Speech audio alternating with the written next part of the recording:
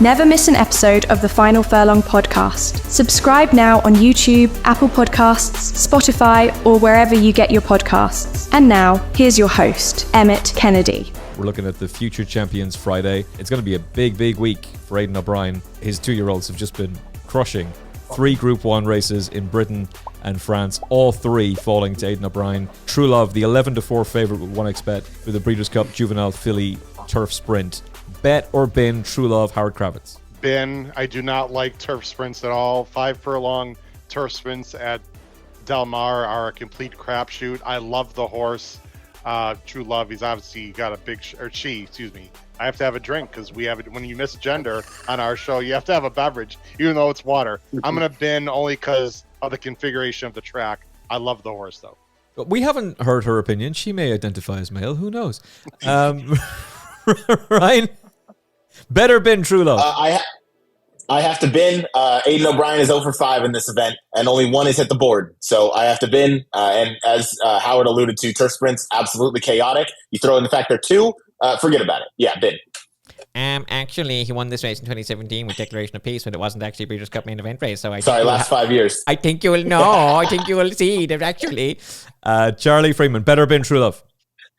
Yeah, Ben, I certainly think True Love could be the most likely winner in this race, but unfortunately, I think value, as we've been talking about in these unpredictable races, matters most in these kinds of turf sprints. So I'm not going to be trying to take a favorite in these 2-year-old sprints that are impossible enough to win. Tim Shaw. Bet. Oh. Bet. I don't see. Who do you think would who do you really believe in your heart is classy enough to beat her? You have Miguel Clements coming out of the Grade 3 Futurity. You have a horse coming out of the Indian Summer. I don't think they have the class that True Love has shown. And I know 5 furlongs is 5 furlongs, but I have to give respect to Aidan, and I don't like the price, of course, but I'm not really sure who I see that has the class to run with her in here. And if she handles it, she will, and you'll get paid $5. So I don't know what to tell you there. Well, since this became an actual Breeders' Cup race, 5-2 favourite, 6-5 favourite, 26-5, 69-10. That was a Charlie Appleby horse. Mick Appleby took it with Big Evs, who was really fancy, 16-5. Jarline's horse was a 125-10 if you were with somehow that horse winning last year. Jarline's is a genius, and it was a great ride from Colin Keane, so fair play to them, but didn't have much to find in the British form, I guess. But it has gone to fancied horses in the past, and I do kind of feel with True Love that there's a scenario where we're looking at this race afterwards and going, it was so obvious. I just think class tells, and I think we tend to maybe look too deep or look at too much data, but I always try and focus who's the class of the race, and then who's the developing horse, or who's the horse that's trying something different for some type of value. And when I look at the race, it just keeps coming back to True Love. Is Lenny Lou going to run in here? Do you know what she's running? Yeah. Yes. Lenny Lou is going to run a big race. Yes. It's looking good in the mornings too. And I know you're not. She was right there with True Love at Ascot. Yeah, she just got beat at Ascot. I know we're just going better bid, and you're not asking me for value right now. But I think watching Lenny Lou and Patrick Biancone, he knows what he's doing as well. So to see her on the track and to see her move, I think Lenny Lou is. I don't know if she's good enough to win, but I think she's going to run a really, really, really good race. Well, certainly the morning watchers are all raving about Lenny Lou, so it'll be interesting to see what the team fancy. Okay, so only 1 to bet True Love, and that's Tim Shaw, but then nominates Lenny Lou as the big danger. Howard, who is your pick in this race? I have to be honest, I don't have a top pick right now. I think if Schwarzenegger gets loose, you better be careful. He is very fast. I know there's a lot of fast runners in there, but Wesley Ward's going to have him cranked up and ready. I'm looking a little bit Mission Central. I know, this is the other Aidan. I know you and I talked about this horse, and our good friend Davey Lane thinks he's more 5 furlong. You disagree. He put it together, I know it was 2 weeks ago in the British Champions. I wouldn't sleep on the other Aidan, and I like Lenny Lou, like Tim said as well. So I have not come up with a final pick yet. I think post, as Ryan mentioned, matters a lot. If True Love draws the 1 2 or let's say 11 or 12, that would be extremely impressive if she were able to win from either any of those positions. If she gets 6 or 7, 8 middle draw, she might be tough, Emmet. Okay, so you're on this race, you're looking for a wide draw. You're not looking for an inside lower draw. Well, I'd rather have 9 or 10 than 1 or 2, in my opinion. Okay, not getting boxed in on the rail. Correct. A number of other Get things. shuffled back. Yeah. Just in case Davey is watching and losing his mind, Davey thinks that Mission Central is a 6 furlong horse and not fast enough for 5 furlongs, whereas I disagree with that. I think he's a very, very fast horse. And similar to Henri Matisse last season, he has a high head carriage. I feel like Aidan O'Brien wants to run this horse on fast ground, round a bend, to try and knock some of the nonsense out of him, which is what he used. That was his phrase for Henri Matisse. I think Mission Central could be a proper Group 1 sprinter next season, so obviously I'm interested in him. No idea. I mean, Havana Anna, Havana Anna's not good enough, Tim and Oh no, she's very good, and she has very little to find with True Love on the run the last day. I just wonder, why does she turn the form around with her maybe back to 5 furlongs, and you're getting a bigger price, and Dunick has got a good record. So I wouldn't be dismissive of her, but I prefer True Love personally between the two. But Mission Central is the one that sort of tempts me in a little bit. Ryan, your pick for the the Juvenile Turf Sprint. Yeah, post position notwithstanding, I want Cyfair. I love the consistency I've seen from this horse to start the career. 2 for 3 and showed a new versatile angle last time out, where now almost regardless of post, obviously anything 9 or outward from there is going to be trouble regardless of how talented you are. But I will say the inside doesn't bother me as much. So 1 through 8, I'm going to be betting Cyfair in this spot. I think this horse has shown a lot of tactical ability. Was up close in her first 2 starts to the career, and then last time out dropped out the back at Woodbine, going the 5 furlong distance, and it was over their inner turf course because their outer is currently being redone. Over their inner, which has similar tight turns to Del Mar. I think Del Mar is still a little bit tighter, but still the same sort of configuration. Cyfair closed like a train, 11 seconds flat for that final final furlong. That is racehorse time, and that is a horse I want going forward. I think George Weaver's going to have this one primed and set up for a big effort. She won that turf sprint by over 3 lengths, and anytime you have an open like victory in a turf sprint, that speaks volumes, because normally those are some blanket finishes. So I'm going to take Cyfair on top. I love the long shot play of Lenny Lou by Tim Shaw. If you're betting in Ireland, that's a good endorsement for Lenny Lou as well. If you're betting in Ireland, the price you can get with 1xBet is 12-1 about Cyfair for Royal Ascot winning trainer George Weaver. He's printing the cash already, Ryan Anderson. Charlie, where's the money coming from?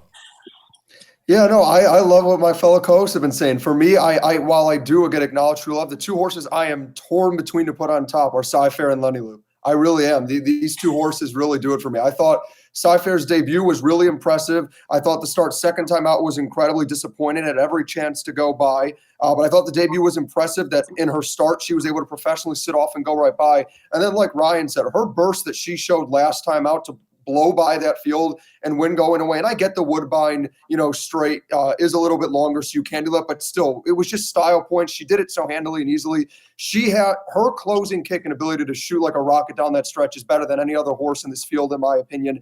And I think if she can sit mid-pack, which I do think, like Ryan said, she showed in her first 2 starts, she has the ability to. She's incredibly dangerous. And then for Lenny Lou, I don't think you could argue there's a more game horse in this field than Lenny Lou. I mean, you looked at her race at Keeneland even at the start, was going against a heavily touted, heavily favored Wesley Ward in the slop and got it done. Then goes to Gulfstream and toyed with that field.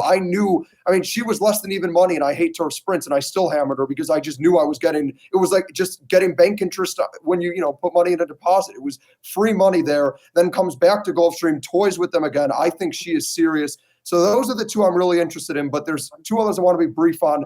Brussels interests me a little, but might be more of an underlay. I'm a little scared it's too short, but I'm intrigued that Aidan is sending that horse there. And then as the person who's considered the Wesley Ward person of our podcast, I do want to address how we're talking about Schwarzenegger. I think if you do want a Ward, because I know a lot of Americans and Europeans here too, that Wesley's our sprint guy. If you do want one, that's the one to be on. This horse had so much buzz and hype that I was being told about heading into the debut, is devastatingly fast, the fastest horse in this field, and now cuts back from 5.5 to 5, which is what he always should have been at. So if there's a horse that can win on the front end, he would be the one that scares me. Okay, Wesley Ward, who of course has had winners of this race in the past.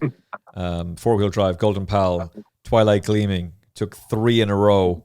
It's been a little bit of a quiet time for him at Royal Ascot in recent years, but there has been quite a bit of buzz about the not this time out of a Lemon Drop Kid mare and the obliteration, who'd been very, very impressive earlier in the season. Lenny Lou with preference for True Love for Tim Shaw as well. Second race on the Friday we're going to talk about is the NetJets Breeders' Cup Juvenile Fillies.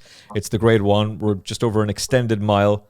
10:25 on our side of the pond for this race, live on Sky Sports Racing, Racing TV, and ITV4 as well. And, well, Howard, this is our first proper crack at Bob Baffert. He's got 2 at the top of the betting with 1xBet. Explorer and Battle of Rouge are 130 and 72 respectively, and then Todd Pletcher's got Tommy Joe. So I'm going to put in the 2, and we can combine these because we already know what the answer is. Better bin the Bob Baffert horses in this race. I don't like Explorer, but I do like Battle of Rouge. So I don't know I don't know if that's a bet or a bin. I guess we have to say bet. I think Explorer is going to be favored, but I actually prefer Battle of Rouge, is actually owned by Baffert's wife, Natalie. No pressure for Bob on that one. It's a wide open race. I would bet Battle of Rouge if her price is correct. There's many that can win, and frankly, this is not a very good field. So I guess I would say bet, but it wouldn't be with the favorite. Okay, so Bottle of Rouge is the bet for you. You're binning Explorer. Ryan, same question. Bet or bin the Baffert horses? It's a pretty similar answer to what Howard just gave, but I will bin. I do think that the Danny Gargan runner, Iron Orchard, especially off that last performance in the Frisette, showing that new dimension, being able to come from off the pace, is a little bit interesting. I do think it's a red flag that she was sold in between that race and here and is now running in this spot basically because the new ownership wants her to run in this spot. All that to be said, I do think she's still a very talented 2-year-old filly, and I can see her taking another step forward going 2 turns. So I will take a bin on the Baffert runners in here. And Baffert not too strong in this race. I believe over 8, if I'm not mistaken. In this race, his fillies, he's not known for them. But if I had to pick one, Bottle of Rouge is the one that interests me because he has a lot of high-profile owners: Zidane, Starlight, Madaket, the Pegrams. But no one matters more than the wife. So I would say the one owned by Natalie Baffert probably means the most. I would suspect just a tad, just a little bit. Charlie, the Baffert horses, as Ryan said, 0 from 8, and it's already been pointed out by Howard that he really wants to be against the Baffert horses this week. Bet or bin Baffert?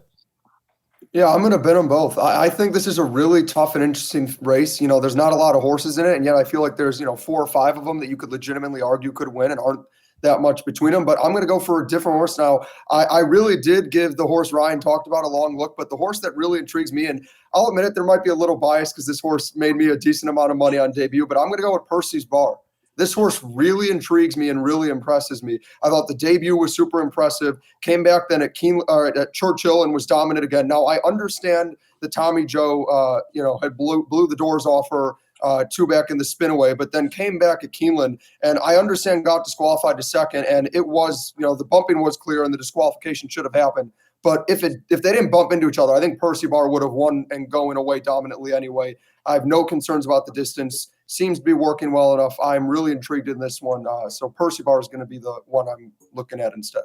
Yeah, the RPR that Percy Bar got, just for our perspective, was 111, whereas Tommy Joe, who was promoted, got a 107. Tim Shaw, your thoughts on the Breeders' Cup Juvenile, the first race on the dirt for us? I agree with the Percy's Bar pick. I thought the Alcibiades was a really, really good effort. I wouldn't bet Tommy Joe again with found money. I thought that while I'd love to have Tommy Joe in my own barn, I thought that race gutted her. She tried really hard. She didn't switch leads. She drifted in. And if you watched the race while they were doing the inquiry, Percy's Bar looked like she could go around again, and Tommy Joe looked washed out and done. And I'm not saying that Pletcher can't weave his magic and get Tommy Joe to bounce back again, but I didn't really love what I saw in a 2-year-old filly in the last 16th of a mile or after the race. So, and who beat her? Percy's Bar. Percy's Bar ran a huge race, was game. and they were well clear of everyone else. So if you look at, recency and form, I think the Frisette with Iron Orchard, I'm not sure that was a super fast race. What did they sell her for? $1.6 million after that? 2.5 is what I see. They did get to 2.5. Yeah. So obviously, the previous owners trying to take advantage of that. I'm not sure about that for Jet, but I'm pretty sure about Percy's Bar. I think that was a wonderful race, and like I said, I can't see anything else here.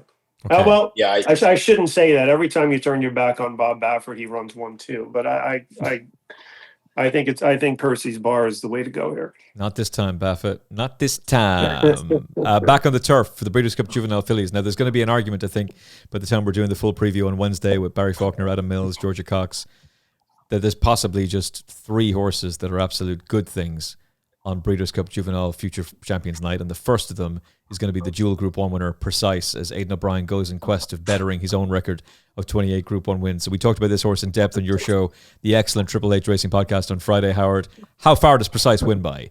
Bet or bin, Precise? I mean, really, super bet. Let's just move on. I mean, this unless she draws the 12 or the 1 and gets in a lot of trouble, or Sumion finds a way to mess it up. I almost used a bad word. It's Precise. Let's just move on. Next race, Emmet. Where's Russell Ryan drawn? Will he elbow him again by any chance and get? No, we joke. Yeah, we joke. she's. I don't have to tell you guys over there. She's special. She really is. Yeah. Okay, how far does she win by? Bet or bin, Ryan? Bet. Charlie. Yeah, this is like Lake Victoria bet, and I just got to find my Mayday ready to make the exacta pay at 25-1 again to make it worth my while. I've got one for you. I think you've already heard it on Ryan's show. Yeah. I've got one for you. Tim Shaw, bet or bin? Bet. I do have a horse I like for second also, but I know we're just betting and binning. I don't want to delay the show. No, let us know. Who's the horse for the exacta? I'll tell you what. You wouldn't expect a horse from Laurel to jump up and run big. I think this Ultimate Love for Trombetta is a serious racehorse. I don't know who she's beaten, but just the visual is really impressive. Emmet, she's a gun. She's a curlin.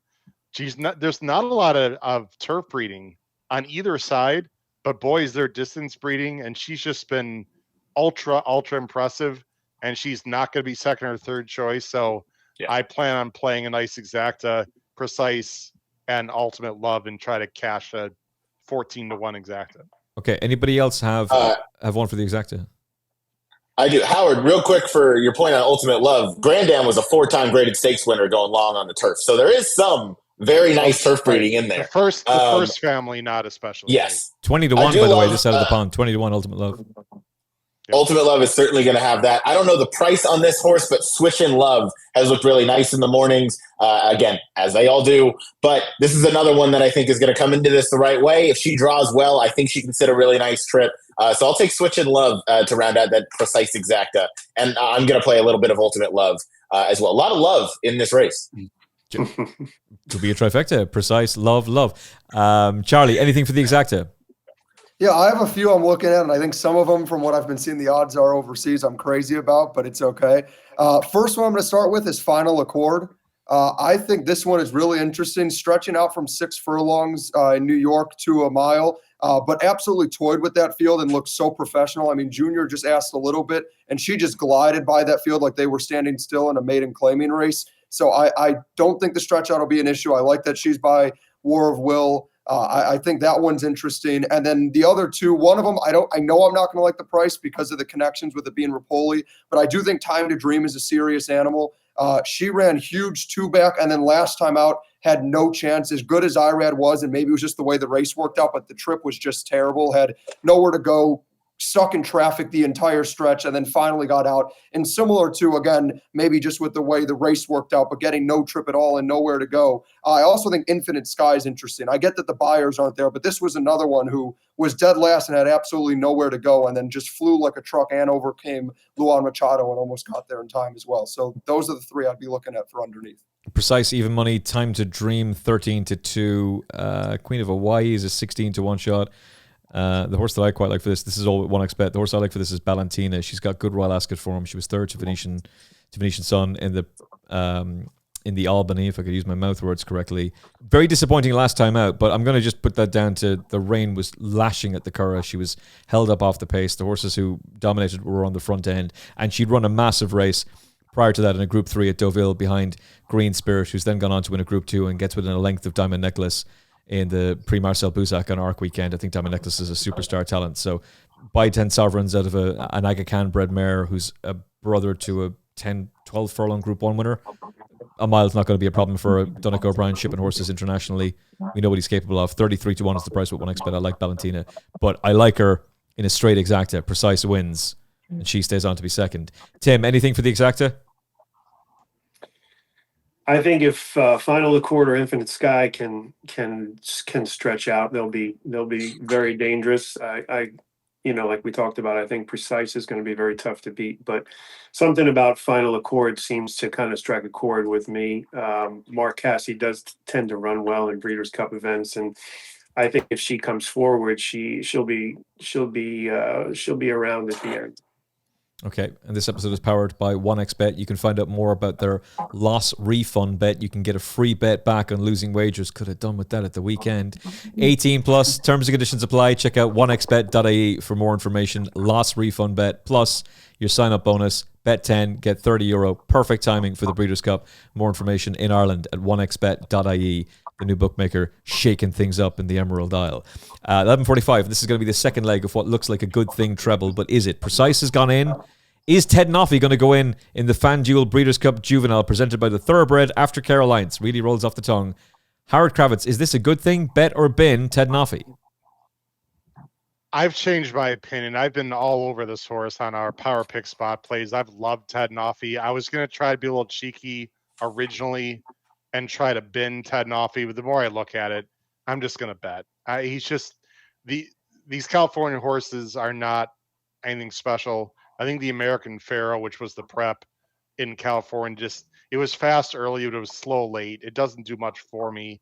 I'm going to bet Ted Noffey. I think he's pretty good, and I love to hear Tim talk about this, but we have statistics. 2-turn experience going into this race is valuable, and he did go 2 turns, similar to Percy's Bar at Keeneland. I think that'll help him a lot here. As long as he doesn't draw the 1 or 2, I think Ted Noffey's a winner. Okay, bear that in mind when we come to you, Tim, about Ted Noffey's experience. Better bin Ted Noffey, Ryan Anderson.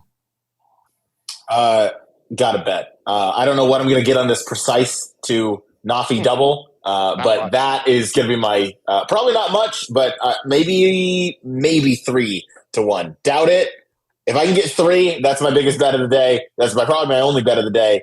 Bet for sure. Brandt and Baffert. They're Brandt, the second choice, trained by Bob Baffert. He's 0 for 3, training from the Futurity at Del Mar into the Breeders' Cup Juvenile. I know it's a small sample size, but a guy like Baffert who hits 25 to 35% on everything, when he's 0 for or when he has low percentage stats, that's the one you pay attention to because big or small sample size, that's still something that even the great isn't the best at. I have a funny feeling we're going to be extending this to a treble and you're going to be getting at least 5-1, but stay tuned. More on that in the very next race. Charlie, bet or bin Ted Noffey? Yeah, absolutely bet. And I think this is just like the last race. I think you take the double, and I think it's not quite as easy in a field this small, but you try to get creative. I think everybody's going to try to play Ted Noffey over Brandt as a straight exacta. And if you can beat Brandt in second, which I think you can here, I think that's the way to create some value in this race. Who would you go for? There's 2 that I'm interested in. I think Blackout Time, I thought ran a pretty underrated and solid race. Obviously lost to Ted Noffey in that race, but I thought the effort to break the maiden was incredible. So that's one I'd look at. And then the other one is Intrepido, who I thought ran pretty big last time out. Okay, Intrepido is a 6-1 shot for the race. All right, final question for Tim Shaw. Bet or bin Ted Noffey? Oh, bet him. He's been so impressive, and he's looked the part, and anything you hear about him, every trainer loves his horse, and every pundit everyone associated with the horse is going to say he's doing well, he's coming into the race great, blah blah blah. We all say that about every horse that we're involved with. I wouldn't trade places with anything, but I think visually Ted Noffey just seems to be he has that star quality about him, he has that special quality about him, and a horse like Brant coming off a 1 length 7 furlong victory in the Del Mar Futurity. Is he really going to stretch out and run with Ted Noffey? I don't know. And then you say, well, who else? Blackout Time, second in the Breeders' Futurity. Like we keep talking, it seems to be like you hate to jump on the wagon and preach horses that don't really offer a whole lot of value. But I think in terms of Ted Noffey, I go through it 100 times and I can't see him losing 99 times. We have a double. We have a double. We might have a treble, because Aidan O'Brien is going for his 4th consecutive win in the Breeders' Cup Juvenile Turf, and he's won this race with horses that were drawn in the car park, and they still went and won. Caveat, no Ryan Moore this time, but no need to worry. You've still got Christophe Soumillon, who's won the Breeders' Cup Turf in one of only 2 rides, and he's going to have a massive chance with the favourite Mini Hawk a little bit later on. But before that, he's going to be on Gstaad. Hopefully, he's already in the winner's enclosure with Precise. Are you betting or binning Gstaad, Howard Kravetz? This is one of my bigger bins of the entire weekend. You and I talked about this horse quite a bit. He's very stout. He's very keen. He's a bulldog, but I don't think this configuration is good for him. There's other speed in this race. He's going to be another heavy favorite. I do not like Gstaad in this race at all. Of course, he can win, but this is a large bin for me. I have 1 or 2 others that I'm very interested in. That's the problem with him, is he's very keen, very free. Is he going to see out the mile? Now, the tight turns and the fast ground is all going to help him. And the horse that I thought was the biggest danger to him looks like he's been pulled. Most of the bookmakers have removed the betting of humidity, which is really, really annoying, because he would have had a massive chance in this race. So Gstaad has shortened in the betting to 5-4 on with a lot of bookmakers. 1xBet, I think you can get slightly bigger with 1xBet about him. But we'll confirm that for you in a second. 4-5. They have gone 4-5 just in the last few minutes. Ryan Anderson, bet or bin the favorite Gstaad? It's a bin, and humidity likely being out stinks. I had a whole joke ready to go for the humidity at Del Mar, but we'll bin that, and we'll bin the bet on Gstaad, because I can't do that. I don't like that a horse that's failed as the favorite multiple times. Valid excuse or not, the good ones managed to get up there, and there's some close margins of defeat. So I'm going to bin. Charlie, bet or bin?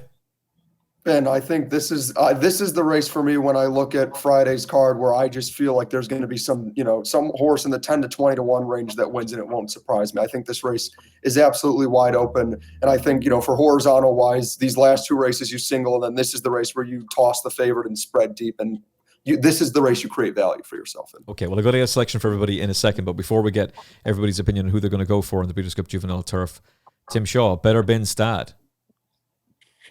Ben, I think I listened to your podcast or a couple of podcasts that say he's just a big, raw brute of a horse, right? Is that what he's a big boy? He's a big, powerful boy. He really might want to be a 3-year-old. I'm not sure he wants to be a 2-year-old around Del Mar. I might be wrong.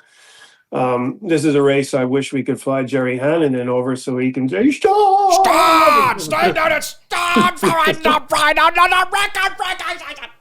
Something like that? So something like that, so we can give the Americans a little taste of Gstaad. But whatever it was he said in that Irish Champion Stakes. But I don't see him, I don't know him, but I think those big overgrown 2-year-olds, I'm not really sure they're going to really love Del Mar. So I'm going to go ahead and bin him for Hey Nay Nay. That's who I like. John Sadler, hometown horse. No Nay Never, wide margin winner, 2 starts back, wins in a group 3 the last, or grade 3 the last day. So you're going to side with the No Nay Never out of a street cry. Hey Nay Never. Hey Nay Nay. Hey Nay Nay. Hey, Emmet, doesn't Gstaad remind you a little bit of the Secret Adversary, the way he hits the ground, like really aggressively hits the ground, and the Secret Adversary did not take the tight turns at Woodbine very well. I just feel the same thing is going to happen with Gstaad. I kind of keep alluding to big horses, and I think we get a little punch drunk that Del Mar is speed, and what do you handicap in California? Speed, and the Breeders' Cup, and it's speed, and you keep looking for speed. But I think if you really delve into the PPs and the results of Breeders' Cup races, a lot of times it's not the speed horse. It's not, especially when you have 4 or 5 of top level horses and they all are used to getting the lead and wanting the lead. A lot of times it falls into that horse that sits 2.5, 3 back. And I think we've been kind of programmed that California speed, get to the front and go. But I think a lot of times it's overshadowed the fact that the horse just sitting right in the pocket is actually sitting the dream trip for any race. But not only that, Tim, and Ryan can speak to this, when the ground is very fresh at Del Mar, obviously it's going to be very fresh and they haven't run on it in several months. It's harder to wire those fields. Usually you see a lot of wire jobs at Del Mar on the turf when the ground is very hard and it's been used and it's like the middle of the summer. That is not going to be the case Breeders' Cup weekend. It's going to be very lush. Yeah. It's going to be as thick as it can be. So I agree with you, Tim. I think on the dirt, you definitely want to be forward. On the turf, you can close and pretty far back at Del Mar. It's gonna. Not only is it lush, but you have some high class, very fast horses that are competitive. And even if they burn themselves out by 0.2 or 0.3 seconds, it still tells late at this level. Look what happened to Cogburn Lash. I think Cogburn Lash is a perfect example of that. Yeah. Mm-hmm. So I would say that Aidan Gstaad is potentially a better horse than Henri Matisse was this time last year. Both of them had their opportunities to win Group 1s. Both of them had spurned those opportunities or just didn't quite take them. He's definitely better than Unquestionable, and he's definitely better than Victoria Road. But is he going to be ideally suited to this race? And that's the big question you've got to ask yourself. And if he comes off second best again for the 4th consecutive time in a Group 1, you're just going to be kicking yourself. So outfielder doesn't have a whole lot of distance to find with him, and we don't have the data on the Racing Post, at least, or on time form for his most recent win. But he's going to be an interesting one for Wesley Ward. So who are you going to side with? Who is the big danger in your mind, Howard? I like Miguel Clement and Botas. I think the Pilgrim is a little bit underrated. I think it was a pretty good race in New York, and you have to really watch that replay because here's Johnny is coming out of that race. And the horse named Let's Be Frank, if that one gets in, might have run actually the best, who finished 3rd. But Botas was in between. He was in a little uncomfortable spot. He was right. He fought on in the lane and then went on with it when he was headed. I have a ton of respect for Miguel Clement, who I know personally and has trained a few horses that I've had pieces of recently. If there's an American that wins, I think there's a decent amount of speed between Tim's horse, between the Hey Nay Nay, and between outfield and a few others. I don't think, and Gstaad will be up close, right? I think someone will come a little bit off. I think Botas, if he has the right trip, is going to be a great situation to win this race for Miguel Clement. What a story that would be after the passing of his father this past summer. Oh, yeah. Just extraordinary to have to take over the yard and do so exceptionally well this season, particularly at Saratoga. But what a story it would be if Miguel Clement is in the winners' enclosure of the Breeders' Cup. All right, Ryan, your alternative to Gstaad in the Juvenile Turf. Yeah, this is going to be a bit of a long shot, but I do believe this trainer gets his first Breeders' Cup victory in this race. Listen, the instilled regards are not great at turf routers, only 4 for 60. However, the trainer has trained the 2 horses who have wins going that turf route distance. One of them is Minaret Station, who is 3 for 4 routing. The other one is this horse. It is Gordon Pass for Will Walden and OXO Equine. I have no idea what this price is going to be. I would like at least 30. I'm hopefully getting more than that. I think that horse has a huge chance to spring an upset in here. Horse has gotten better in all three of his starts, and continues to improve. Has jumped buyer figures of 11 and then into 12. Another jump of that same range puts that horse around an 84, and the buyer par is an 86. That doesn't put that incredibly far off from happening. Also had some trouble in that last out race when finishing a hard charging 3rd, closed the fastest in that group. That shows professionalism, shows that horse did not quit after having some adversity early on. So I'll take Gordon Pass to absolutely blow up that tote. 49-1 is the bet. Yeah, the price for 1xBet. 49-1 each way, right? I'll take that each way, which way, that way, anyway. Like I'll take it. East side, west side, they're all going for funny side. If Gordon Pass wins, that you are legendary status if you manage to pull this one off. Charlie, can you follow up a 49-1 shot? I honestly might on accident. I think this race is wide open. I'm not someone who's a fan of Kentucky Downs, to be honest. For me, Kentucky Downs and Parks are the two tracks in America I try to disregard. It worked well for me with Barnes. I normally don't like to trust those races. That being said, I can't ignore Street Beast, and I might be crazy for that. Maybe I'm just hyping on the train after talking about, Percy Barr earlier. But I thought that effort was just dominant. And I know, even though I didn't get to watch much of that meet, that every horse that was just about on or near the lead was winning. But to do it that dominantly, and I'm not saying Street Beat faced much, but I mean, he absolutely toyed with that field and ran away winning by 7 lengths. You have to assume we'll sit a nice stalking trip. This was a horse who debuted sprinting and obviously been pretty forward at Kentucky Downs, which also plays longer, so I have no distance concerns. So I really like that one. I almost went with Howard's pick and Botas, so I think also makes a ton of sense, but couldn't repeat with someone else in a race I think is this open. And I'll tell you what, Howard briefly touched on this horse, but I think Here's Johnny is the most slept on horse in this field, and people are just going to write this one off right away when they look at the buyers. I mean, talk about a horse who just repeatedly gets unlucky. This is one that likes to be off the pace and just repeatedly goes in paces that are so slow. I had to double check. Yeah. If you look at his race in his second start, the times were so slow, I thought I was looking at a Gulfstream 12.5 Tapeta claiming race over the summer. I mean, it was bad. I mean, you're telling me they went 24 and 50 and 4? I think Ryan could have gone out there and potentially run at that pace with them. So this is a horse who is going to be a massive price by Oscar Performance. Flew like a truck to almost get Botas. So I agree with Howard. It's probably the safest bet of the American horses and almost got there. And I know Here's Johnny and Street Beast are probably going to be absurd prices. So those are my two bombs. And then I do agree with Howard. I think Botas is the best of the American horses. Oh, if the Raymond Handel horse comes flying down the outside to Collar Stat, please, commentator, please, you got to go. Here's Johnny on the line. 33-1 is the price bet. Here's Johnny. I have no doubt Larry Colmis will do that. Thanks for spending some time with us on the Final Furlong podcast. We're independent media, so if you like what we do, hit like, share, and subscribe. It's free, it's quick, and it genuinely helps. And if you enjoyed this episode, there's plenty more where that came from. Don't miss out. Subscribe on YouTube, Apple Podcasts, Spotify, and all major platforms, and join us on the gravy train. The Final Furlong podcast, independent, unfiltered, and powered by you.